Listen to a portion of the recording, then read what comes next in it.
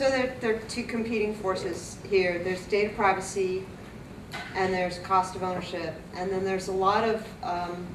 So again, my world in the enterprise architecture world is the world of reading Burton and Gartner and all that stuff. So there's a lot of buzz around what's the real total cost of ownership in the cloud? Is it really cheaper?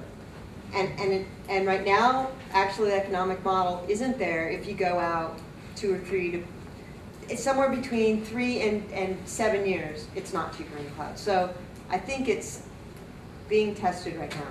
And I'm afraid, personally, I'm afraid that the cloud solutions are going to get to the eToys example. They sold more toys than anybody else, but they lost $1 on every toy they sold, right? And then they're going to fold and fail, and then the industries that have used them are really going to be in bad shape. Because they have all your data. Well, actually, we are experimenting. I mean, our organization is actually experimenting with putting some, as I asked you, which data. There are some data that is sacred, that is in a safe. You know, the credit card information, nobody has.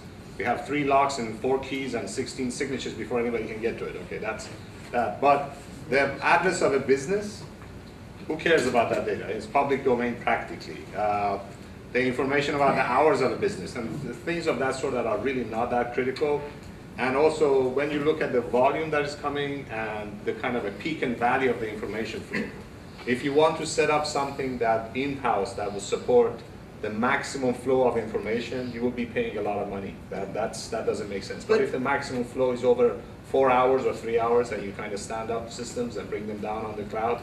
So we're doing some experimentation, and on certain areas, they are actually beneficial. We are playing around with it. I think you've touched on a really interesting, deep issue. I think we could go an hour on it, but I think to your point about giving up the data, the regulatory agencies are probably a key gating factor right now. So in my job, I deal a lot with the payment card processing industry standards, PCI, DSS, that sort of stuff, and they're a huge gating factor. I mean, even if we wanted to, and I'm not saying we do, even if we wanted to put our consumer database, let's say, into the cloud, we simply can't because PCI won't allow it. You know, there's certain regulatory things, and then you layer on things like Sarbanes-Oxley, and if you're in the healthcare industry, there's all, you know, HIPAA and all that sort of stuff. Education has it's like FERPA or something like that.